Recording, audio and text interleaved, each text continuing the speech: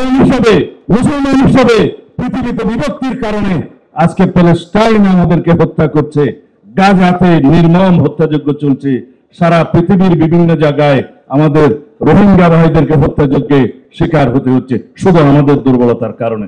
যাই হোক, আপনারা যেটা শুনতে চাচ্ছেন সেটা বলি। কানুনি সকল ব্যবস্থা জাতীয় সংসদে আলাপ আলোচনার মাধ্যমে গ্রহণ করা হবে ইনশাআল্লাহ। বলছেন কি মোহাম্মদ সিলিফা हम तेरा है, अल्लाह रब्बुल आलमीन বলছে আমি তোমার। ये दुनिया चीज है क्या, लोगों कलम तेरा है। আল্লাহ রাব্বুল আলামিনের জবান দিয়ে এই শের বলছে। তা আমরা রাসূলুল্লাহ সাল্লাল্লাহু আলাইহি ওয়াসাল্লামের আখেরি নবী হিসেবে বিশ্বাস করে কলেমা পড়ে আমরা মুসলমান হয়েছি।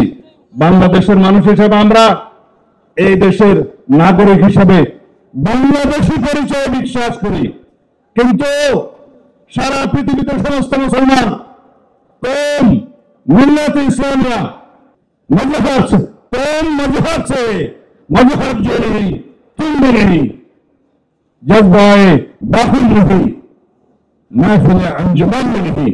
এই হচ্ছে আমাদের শেষ বক্তব্য আল্লামা ইকবালের ভাষায়। বলছে যদি মিল্লাত ইসলামী আমরা একাত্ম থাকি, সারা পৃথিবীতে আমাদের শক্তি।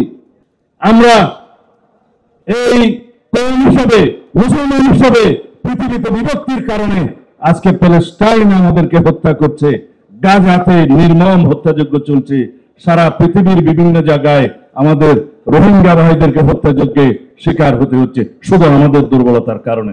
যাই হোক, আপনারা যেটা শুনতে চাচ্ছেন সেটা বলি। ইনশাআল্লাহ যদি বাংলাদেশের রাষ্ট্র ক্ষমতায় সরকার পরিচালনার দায়িত্ব আল্লাহ রাব্বুল আলামিন আমাদেরকে দেয়, এদেশের জনগণ যদি আমাদেরকে মহব্বত করে দায়িত্ব দেয়, যদি আপনারা সবাই সহযোগিতা করেন, মঞ্চে উপবিষ্ট যারা রাজনৈতিক নেতৃবৃন্দ, পীরে কামেল, হযরত উলামায়ে কেরাম, আমাদের দেশের বুজুর্গানে দিন যারা আমাদেরকে পরিচালিত করেন, সবাই যদি আপনারা সহযোগিতা করেন, একসাথে থাকেন, তাহলে আপনাদের এখানে আজকে যে সমস্ত দাবি দেওয়া আছে, আমরা সকল দাবি দেওয়া এই প্রস্তাবের পক্ষে ইনশাআল্লাহ। কানুনি ব্যবস্থা, কানুনি সকল ব্যবস্থা জাতীয় সংসদে আলাপ আলোচনার মাধ্যমে গ্রহণ করা হবে ইনশাআল্লাহ। এই জন্য সমগ্র জাতিকে ঐক্যবদ্ধ থাকতে হবে।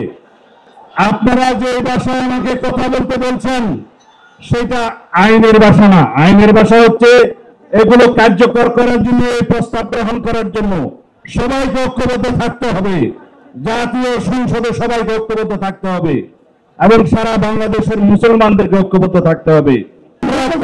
ব্যবস্থার কথা বলতে চাই। আমি আগেই বলেছি, যারা রাসূলুল্লাহ সাল্লাল্লাহু আলাইহি ওয়াসাল্লামের পক্ষে নয় তারা মুসলমান হতে পারে না। খোদা হাফেজ। বাংলাদেশ জিন্দাবাদ।